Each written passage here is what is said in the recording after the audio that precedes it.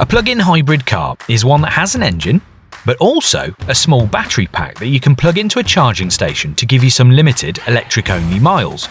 It sounds good, right? Thing is, people who like pure electric cars tend to think that PHEVs are a bit of a dead end. Because basically, if you don't plug them in, once you've exhausted that electric-only running, you're dragging around a battery pack and an electric motor to no real reason.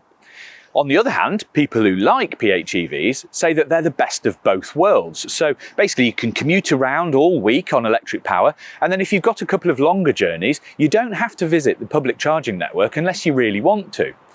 But what if I told you there was a car from Mercedes that manages more than 60 miles of electric running and registers more than 400 miles per gallon on the official test cycle? Would you be interested then? But before we get into that, please do the usual and like and subscribe and visit electrifying.com, please. Ta.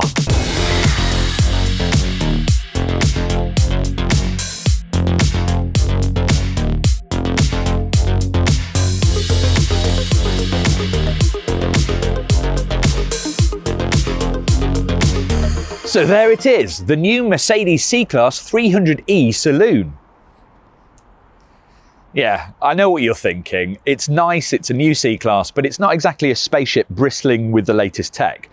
But I'll have to tell you that this is actually a very interesting car. First thing to note though, is that the new C-Class is actually a very nice car itself. It's well equipped, it's well made, it's perfect for whiling away big miles. And the C300e is still all of those things. But the big news here is what you can't see. Yes, under there is a normal 2-litre 4-cylinder petrol engine with just over 200 brake horsepower, and somewhere at the back of that is a 9-speed automatic gearbox.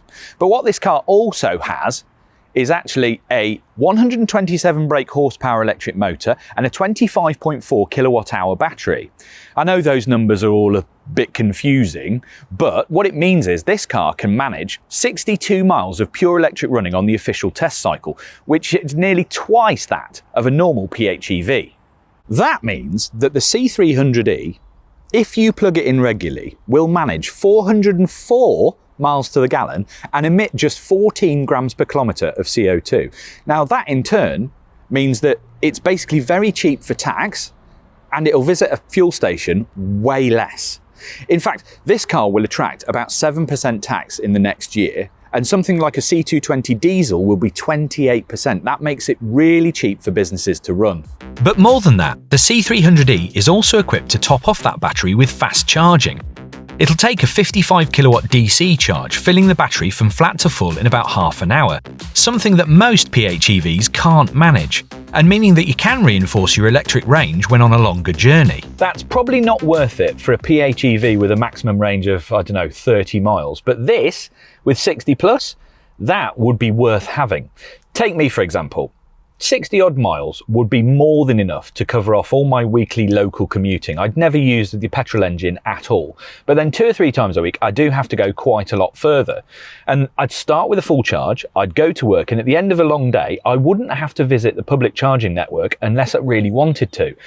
And say what you like, that is a comforting option to have. So that's that, but what's it actually like to drive? Well, it's just a car, but a very good one, except for the fact that you can plug it in to make the most of its efficiency whenever you can. There's the usual really nicely made Mercedes cabin, including something that I really like, this 11.9-inch touchscreen in the middle here. It's got really crisp graphics, it looks like proper animation, and generally the feeling in this cabin is that it's all the good stuff nicked from the very, very expensive S-Class. It makes the C-Class look good, but not so much the S-Class, to be honest. The steering is great, the ride is probably a little bit less squishy than I would like, if I'm being totally honest, and you can confuse the 9-speed automatic gearbox if you surprise it. But generally this is a really well sorted car. It's very comfortable, it's very quiet, everything feels nicely put together. It's a bit too much silver and shiny plastic in here, but that's a personal preference. It's also got some really neat tricks and the usual safety systems, as well as a Mercedes app and things like this. Hey Mercedes! I said, hey Mercedes! Mercedes! Mercedes? She doesn't like me today. Hey Mercedes! How can I help? Tell me a joke. Why did the tomato blush? Because it saw the salad dressing. Ah, does it come pre-programmed with dad jokes? The two drivetrains work very seamlessly together. Basically, I've just been putting it in hybrid mode where you get the best use of both battery and engine. And the car just does all the complicated thinking for you. You don't really have to change your behaviour in any way. You can put it into different modes by pressing this here, and that will give you different ways of running the car. So you can leave it on electric only, and then it exhausts the battery before it starts using the engine. And then if you put it in things like sport, it uses the engine and the battery all together to make it quite quick. It's got brake regeneration off paddles here, so you can make the brake regeneration stronger by pulling the right hand paddle or less on the left.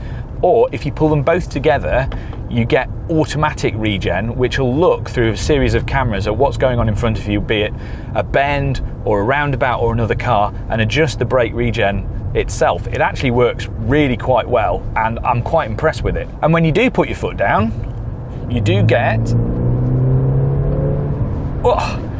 both the battery and the engine together, and that makes the C300e actually quite quick. It'll beat something like a Golf GTI away from the lights, and if you did go to the German Autobahn with its lack of speed limits, it will go very fast indeed. But I tell you now, you will not be getting 404 mpg if you drive like that all the time. I'm really enjoying just cruising around in this car. Thing is, how much battery is too much battery for a plug-in hybrid? Surely you'd reach a tipping point where you might as well just have a pure electric car. A lot of that comes down to how you fit all the bits into the same vehicle. If you want to have a massive battery, then you need to be able to fit that into the car along with all the plumbing you need for a petrol or diesel engine, like exhausts and oily bits. And that's not easy. The C300e does well. The boot's a bit smaller than the car without a battery, but it's still big enough, and it's got the same space for passengers. But unless we get much more efficient batteries, and smaller ones, then it's going to be a set of diminishing returns. With a much bigger battery, you might well end up not using that petrol engine much at all, at which point you have to ask yourself whether it might be better just to go fully electric. For me, this C300e does feel a little bit like a sweet spot, especially if they make it in a state, which they are also doing.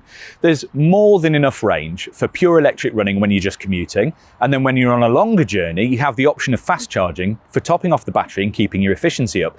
And say what you like, but it is comforting to know that you've got more than one option for getting around. In fact, I can see this kind of car being really attractive for those people for whom going fully electric is still a little bit daunting, as long as they make the commitment to plugging it in regularly. But what do you think? Are PHEVs the worst of both worlds? Or could you see yourself being able to use cars like the C300e as they are intended? Please do let us know in the comments. And if you need to know more about anything with a plug or the C300e's competition, then visit electrifying.com and we'll help you out.